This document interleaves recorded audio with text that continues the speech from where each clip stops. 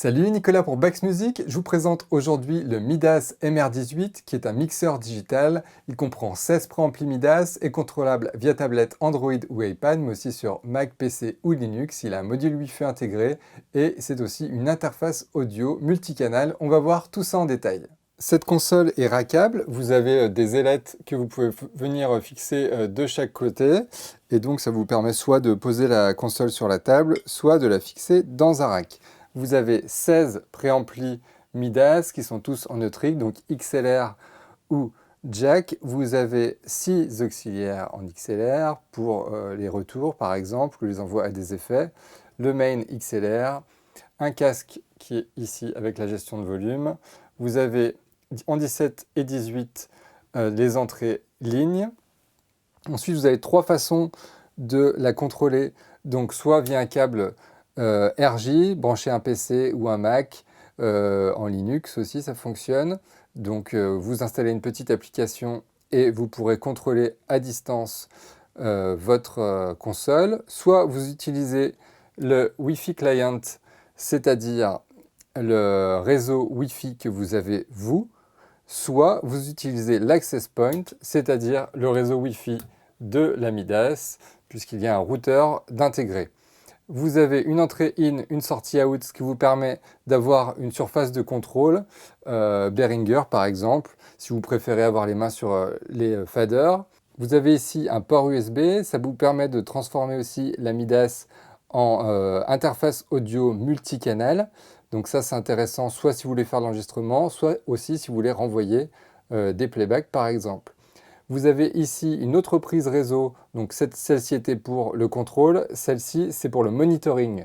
Donc vous pouvez avoir un monitoring personnel en passant par la série P16 par exemple, PowerPlay de chez Behringer, et vous branchez ça dans un switch et ensuite chaque musicien aura son retour. Je vais donc utiliser l'application iPad pour vous montrer, l'application MR. Je me mets sur Access Point pour profiter du réseau Wi-Fi de la MR18. On voit que le réseau MR18 apparaît, je clique dessus, cela va s'appairer et maintenant je peux lancer l'application. Je lance l'application MR, je me mets sur le canal 1, je vais cliquer sur cette zone et j'ai accès à un menu avec différents onglets. Tout d'abord le menu Input, où je vais pouvoir choisir mon niveau de préampli, si je veux inverser la phase, linker 2 entrées, 1 et 2, il me propose, donc je vais dire non. Activer l'alimentation fantôme. J'ai aussi un coupe-bas qui est ici, avec une fréquence réglable. J'ai mes sends. J'ai ici un gate que je peux activer, hop, ou non, avec des réglages un petit peu plus poussés et des presets.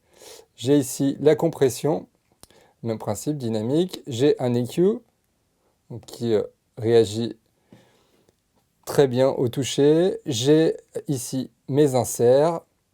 Donc, j'ai les mêmes effets que sur la M32 en fait. Et j'ai enfin des presets par canal que je peux créer. Hop, ici, donc je le renomme Voice, etc.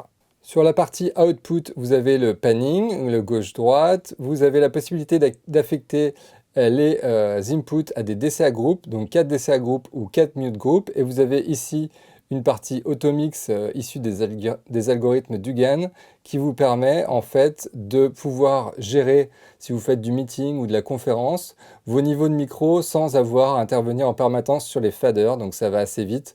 Vous affectez par exemple une entrée au paramètre X, l'entrée de micro 2, paramètre X, etc. Et ça va gérer tout seul les niveaux sans que vous ayez à intervenir. Et vous pouvez créer un deuxième groupe avec des Y, etc.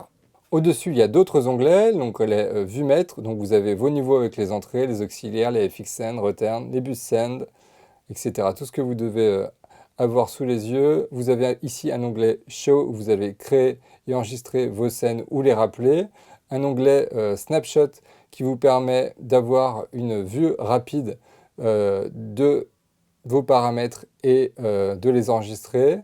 On a dans la section Effets les effets issus de la M32, Donc des reverbs, des delays, des chorus, des rotary speakers, sub-octaveurs, encore des delays, des EQ, encore des EQ bien connus, des compresseurs. Donc on clique sur le compresseur, ensuite on vient éditer chaque paramètre. Donc ça répond très bien au doigt. Enfin, vous avez l'onglet Routing qui est assez classique. Donc, les entrées, USB Return, USB Output. Si vous utilisez le P16, donc c'est-à-dire le monitoring P16, les auxiliaires et le main, vous avez enfin un onglet Setup avec un petit résumé, tout ce qui concerne les informations réseau, avec les informations Ethernet, Wi-Fi Client ou Access Point. Vous pouvez bien sûr mettre un mot de passe, ce qui n'était pas le cas ici. Vous avez le choix d'un layout et enfin les informations audio MIDI où vous allez choisir la fréquence d'échantillonnage, etc. On a exactement la même chose avec l'application Mac que j'ai téléchargée MR. Donc on a une partie Setup qui est ici. Donc apparaît le modèle MR18. Je clique dessus, je connecte et je demande à ce que les informations aillent soit du mixeur au PC, soit du PC au mixeur. On va choisir du mixeur au PC. Ça transfère en Wi-Fi les informations. Et maintenant, je contrôle parfaitement la table de mixage. Donc on retrouve la même chose que sur l'iPad. On a le mixeur, le channel 1, donc toujours la même chose, 48 volts, inversion de polarité, la possibilité de linker deux entrées, mes effets, un noise gate, un equalizer, un compresseur. Ces trois résumés, on les retrouve dans des pages avec des presets un petit peu plus détaillés. L'equalizer, donc qu'on a modifié tout à l'heure, qui réapparaît ici. La compression avec un preset qu'on peut appliquer, vocal, etc., qu'on viendra affiner avec ratio, gain, attack, hold, release, threshold qui est ici. On a les sends pour les bus et les effets, le main avec les DCA group, les mute group ou la gestion du gain automatique avec l'automix. On retrouve les effets. À mon sens, ça va un tout petit peu plus vite de sélectionner les effets sur PC ou Mac que sur iPad. Voilà, où on va venir ensuite éditer rapidement les paramètres. Vous avez ici la même chose, le vumètre. On n'en a pas parlé tout à l'heure, mais sur EQ, vous avez ici un RTA, Real Time Analyzer, qui vous permet de corriger rapidement votre EQ. Et puis, vous avez ici la possibilité d'activer ou pas l'automix, la gestion de vos bus ici, de vos effets, du main, et puis la possibilité de sauver ou charger vos scènes.